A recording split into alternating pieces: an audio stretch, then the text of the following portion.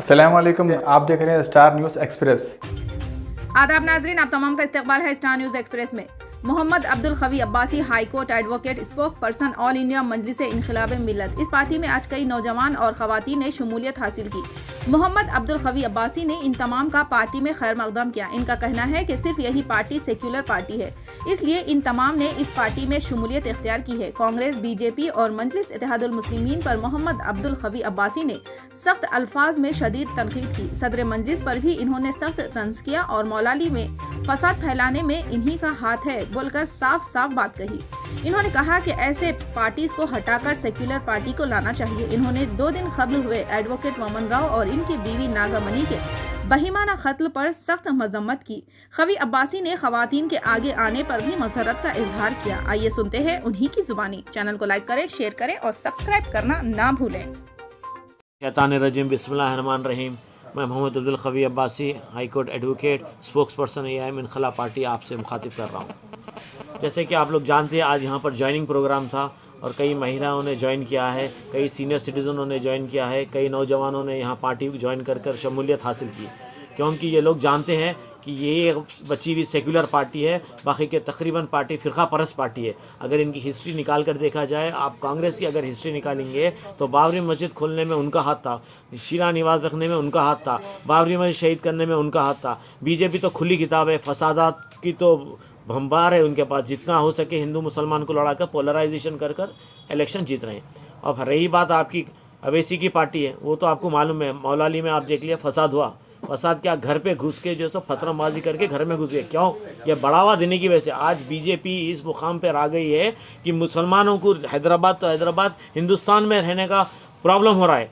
यहाँ पर आप मौलाली के देखिए, घर पे फतरे मार रहे हैं। तो ये दिन दूर नहीं है कि ओल्ड सिटी में भी ऐसे हालात होने वाले। ये क्यों बोले तो बीजेपी आने की वजह से इनकी हिम्मत अफजाई हो गई। 48 कॉर्पोरेटर जो है, इनकी हिम्मत बढ़ गई और इसको बढ़ाने में अवैसी का हाथ है। अवैसी, KCR, बीजेपी पूरे एक हमाम के चट्टे बट्टे हैं। तो ऐसे पार्टीज जो कि कम्युनल बेस पे चलाते हैं, ऐसे पार्टीज़ को हटाना चाहिए और सेकुलर पार्टीज़ को लाना चाहिए। अब आप देखिए हिंदुस्तान में मर्डर्स कैसे हो रहे हैं। देखिए परसों हाल ही में लॉयर का कत्ल हुआ, कितना ब्रुचल मर्डर था वो।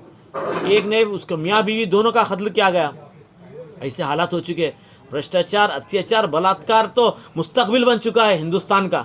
हिंदुस्तान की डेस्टिनी बन चुकी है।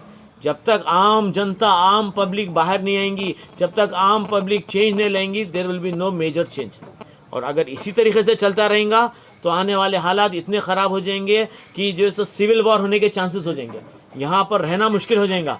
तो सेकुलर माइंडेड लोगों का काम है आगे बढ़ के आइए, politics, main stream politics join करिए आप। जब तक आप लोग ज्वाइन नहीं करेंगे तो इसी तरीके से होते रहेगा। अब ऐसे कई वफ़ के जायदाद थे। अब जाहिद अली खान साहब इतने बड़े शहर के बड़े white collar cream of the society, वफ़ की जायदाद कब्जा करके बैठे हुए। 7.5 एकड़ ज़मीन, करोड़ों की जायदाद है। किसके बाप की जायदाद है? वंस वक्फ, ऑलवेज वक्फ, मनशा है वक्फ। एक बार वक्फ होगा, वक्फ होगा। It's a property, it's the land of almighty Allah. ऐसे बड़े लोग हैं जो अपने आप को वाइट कलर बोल लेते, अखबार चला लेते, नवाब बोल लेते। कहाँ के नवाब? कबूतर नवाब, किधर के नवाब, कहाँ के नवाब? खाली लोगों की जायदाद, वक्फ की जायदाद कब्जा करके बैठे। हैदराबाद की MP का समधी मस्जिद कब्जा कर लिया। ऑलरेडी मैं रिट पिटीशन फाइल कर दिया, कल या परसों जो है सो आने वाला है बेंच पे। मस्जिद में कमर्शियल कॉम्प्लेक्स बना रहा। मस्जिद का मंशा वक्फ बोले तो एक ऐसा चीज़ है, for the purpose, the donation for what purpose, it should be same. मस्जिद का था मकसद नमाज पढ़ना, ग्रेवयार्ड, बरियल, उसमें कमर्शियल कॉम्प्लेक्स बना रहे। कौन पूछेंगे? MP साहब के समधी है। आइजा स्कूल खा गए, मुमताज़ कॉलेज खा गए। तो ऐसे लोग आपके दरमियान में हैं, ऐसे लोग आपके बीच में है। ऐसे लोगों की वजह से जो है सो हिंदुस्तान का माहौल ख़राब हो चुका है, हिंदुस्तान की फ़िज़ा ख़राब हो चुकी है। आप लोगों का काम बढ़ता है, आगे बढ़ के आइए। आप लोग जो है सो चेंज लाइए, एक मेजर चेंज लाइए। अगर जब तक चेंज नहीं आएगा, अभी नहीं तो कभी नहीं, अभी नहीं तो कभी नहीं, मैं आपको बोलते जा रहा हूँ। और हमारी एक कैंडिडेट यहाँ से ठहरी है हैदराबाद से MLC, जिनका नाम है Noorjahan Begum. She is a post graduate. और I request each and every graduate, especially women, especially my sisters, to cast the valuable vote in favor of our candidate. Her name is Noorjahan Begum. एक बहुत अच्छा सिलसिला है। आप देख रहे हैं, गवर्नर मैडम महिला, मेयर महिला, डिप्टी मेयर महिला, chief justice of high court महिला, तो फिर हैदराबाद की एमएलसी भी महिला होना नहीं होना? होना। एक बार ज़रूर होना। और ग्रेजुएट है, पढ़ी लिखी है, बहुत अच्छी है इंशाल्लाह ताला।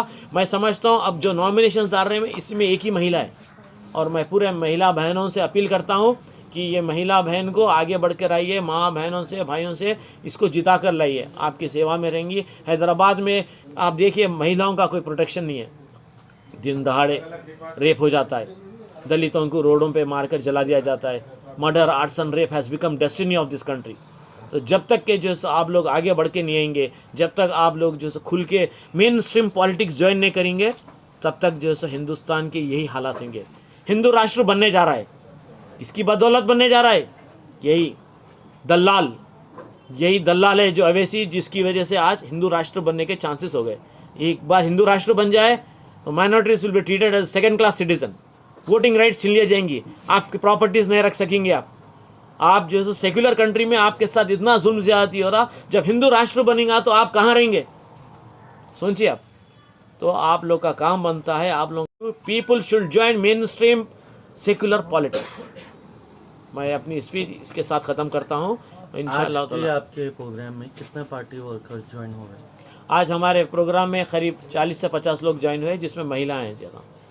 अच्छा, एमएलसी का टिकट आप किसको दे रहे हैं? उनका नाम क्या है और कहाँ से दे रहे हैं? नूर जहाँ बेगम है, हैदराबाद महबूब नगर रंगारेड्डी कॉन्स्टिट्यूंसी से दिया जाएगा। और यही बात आप अपने टॉपिक में बताए थे, जैसे ब्रूटल मर्डर हुआ था एडवोकेट, आप भी एक सीनियर एडवोकेट हाई कोर्ट के, तो इसके ऊपर आपका क्या कहना है? मैं तो बोलता हूँ कि without going any trial bring him to justice, give him justice. ऐसे लोगों को जो है अगर इन लोगों की जो है इन लोगों को अरेस्ट तो हो गया, मैं जहाँ तक समझता हूँ पुलिस रिमांड ले ली, ऐसा है। अब रही बात जो है एक एडवोकेट प्रोटेक्शन एक्ट निकालो बोल रहे हैं, वो तो गवर्नमेंट के हाथ में है, कानून बनाना गवर्नमेंट के हाथ में है। अब इसमें कानून अगर बन जाए तो स्ट्रिक्ट कानून बनेगा। अब रही बात जो है जैसा निर्भया एक्ट है उसी तरीके से एक एक्ट बनेगा। पॉलिटिकल बैकग्राउंड है अब इसमें जो है there is allegation that TRS leaders are involve.